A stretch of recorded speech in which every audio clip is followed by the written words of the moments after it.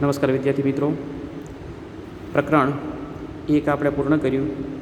હવે આપણે પ્રકરણ 2 ભણવાના છીએ. પૂર્ણ સંખ્યાઓ 5મા ધોરણમાં તમે અભ્યાસ કરી ચૂક્યા છો.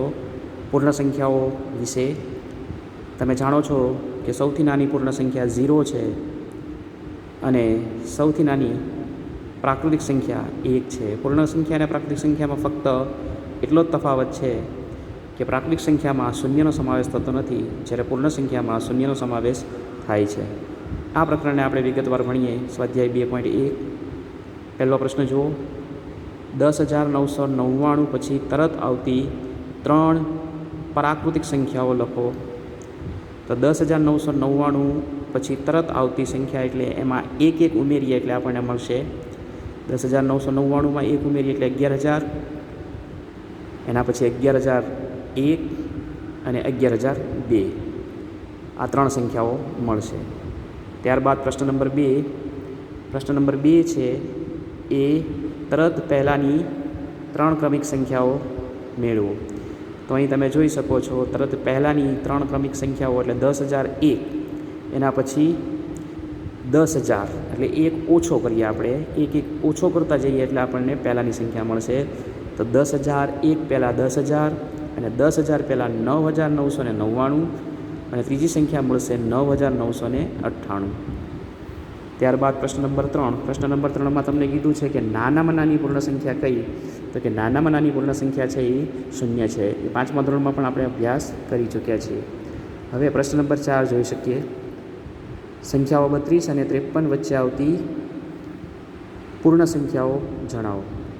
હવે 32 અને 53ની વચ્ચેની સંખ્યાઓ આપણે જોઈએ તો 32 અને 53ની વચ્ચે 33થી સંખ્યા શરૂ થશે. 33, 34, 35 એમ ક્રમમાં આપણે જઈએ તો છેલ્લી સંખ્યા આપણને મળશે 52. આમ ટોટલ જે સંખ્યાઓ થશે 32 અને 53ની વચ્ચે 20 સંખ્યાઓ મળશે. ત્યારબાદ પ્રશ્ન નંબર 5 આપણે જોઈએ. પ્રશ્ન નંબર 5 છે તરત પછીની સંખ્યાઓ આપણે શોધવાની છે. તો તમે જોઈ શકો છો આ સંખ્યા એકમ, દશક, 100, 1000, 10,000, લાખ અને 10 લાખ એટલે કે 24,40,701 એની પછીની તરતની સંખ્યા આપણે જોઈએ તો 24,40,702 મળશે. ત્યારબાદ બીજી સંખ્યા તમે જોઈ શકો છો. બીજી સંખ્યા છે 1,01,99. તો 99માં 1 ઉમેરીએ એટલે આપણને મળશે સીધા 199 છે. 199માં 1 ઉમેરીએ એટલે સીધા 200 થઈ જશે. એટલે અહીં એકમ, દશક, 100, 1000, 10,000 અને લાખ 1 લાખ અને 200 થશે. ત્યારબાદ ત્રીજી સંખ્યા સી જોઈએ. તો ત્રીજી સંખ્યા છે એ કેટલી છે? એકમ, દશક, 100, 1000, 10,000, લાખ અને 10 લાખ. તો એ 10,99,999 એમાં 1 ઉમેરીએ તો આપણને જવાબ મળશે કેટલા મળશે? 11 લાખ મળશે. ત્યારબાદ ચોથી સંખ્યા ડી. તો ચોથી સંખ્યા છે તમે જોઈ શકો છો એકમ, દશક, 100, 1000, 10,000, લાખ અને 10 લાખ 23,45,670.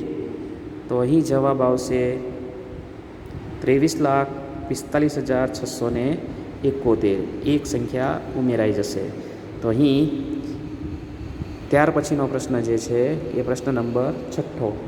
અને પ્રશ્ન નંબર 6 છે નીચે આપેલી સંખ્યાઓની તરત પહેલાંની સંખ્યા લખો. હવે તરત પહેલાંની સંખ્યા આપણે જોઈએ તો પહેલી સંખ્યા છે 94. તો 94ની પહેલાં કઈ સંખ્યા આવશે? તો કે એક સંખ્યા ઓછી કરો એટલે 93 મળશે. ત્યારબાદ બીજી સંખ્યા છે એ છે 10,000. 10,000 પહેલાં કઈ સંખ્યા આવશે? તો કે 9,999 અને એના પછીની સંખ્યા છે સી એ છે 2,08,090. એની પહેલાં સંખ્યા મળશે 2,08,089. ત્યારબાદ ડી ચોથી સંખ્યા. તો ચોથી સંખ્યામાં આપણે જોઈએ એકમ, દશક, 100, 1000, 10,000, લાખ અને 10 લાખ. તો સંખ્યા થઈ 76,54,321.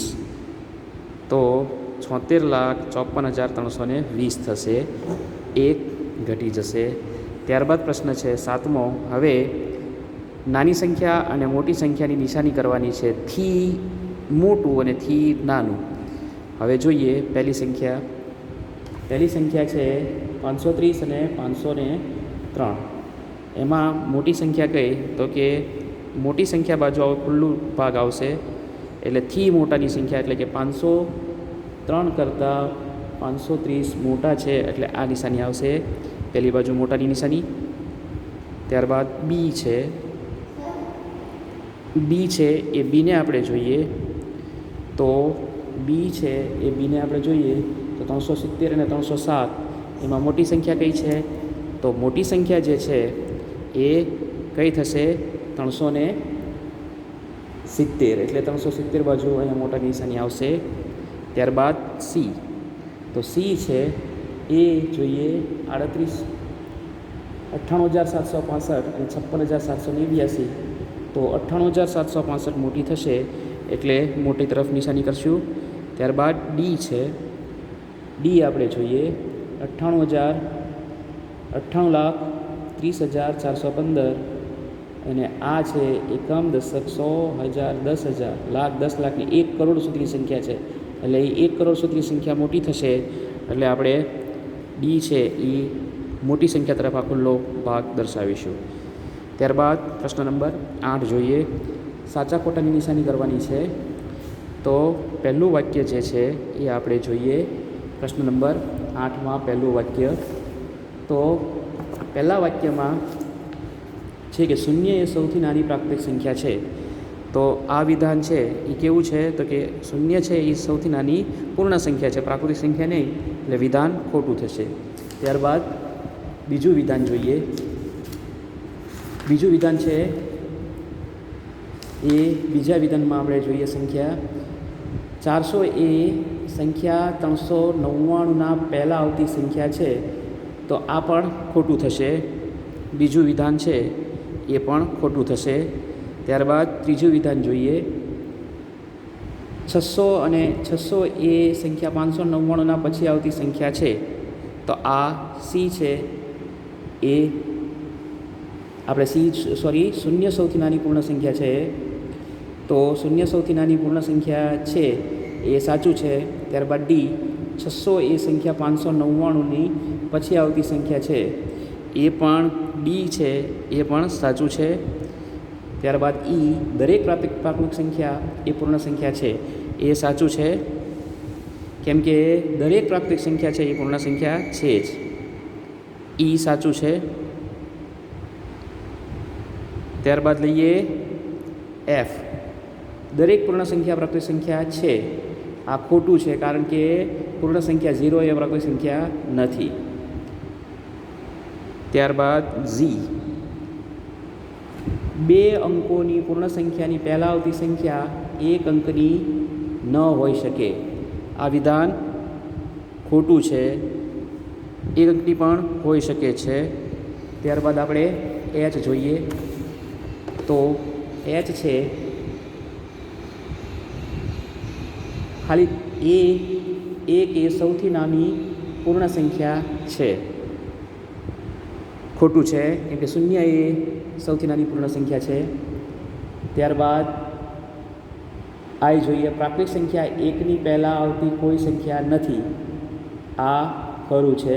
1 એ મોટી નાની સંખ્યા છે, એના પહેલાં કોઈ સંખ્યા આવતી નથી. જે જોઈએ પૂર્ણ સંખ્યા 1થી પૂર્ણ સંખ્યા 1થી નાની, 1ની પાસે તેની પહેલાં આવતી કોઈ સંખ્યા નથી, આ વિધાન ખોટું છે, કેમ કે પૂર્ણ સંખ્યા 1ની પાસે એની પહેલાં આવતી સંખ્યા 0 મળશે. ત્યારબાદ કે પૂર્ણ સંખ્યા 13 એ સંખ્યાઓ 11 અને 12ની વચ્ચે આવે છે, તો અહીં આ વિધાન પણ ખોટું થશે. તમે વાંચો એટલે ખબર પડશે. સાવ સરળ છે. પૂર્ણ સંખ્યા 6 પાસે તેના પહેલાં આવતી કોઈ સંખ્યા નથી. આ વિધાન અહીં તમે જોઈ શકો છો સાચું છે. અને છેલ્લું વિધાન 2 અંકોની સંખ્યા પછી આવતી સંખ્યા હંમેશા 2 અંકની જ હોય છે. આ વિધાન ખોટું છે. તો અહીં આપણે સ્વાધ્યાય 2.1 પૂર્ણ કર્યું છે. દરેક વિદ્યાર્થીઓ આ 2.1 પાકી નોટમાં ઉતારી લેશો.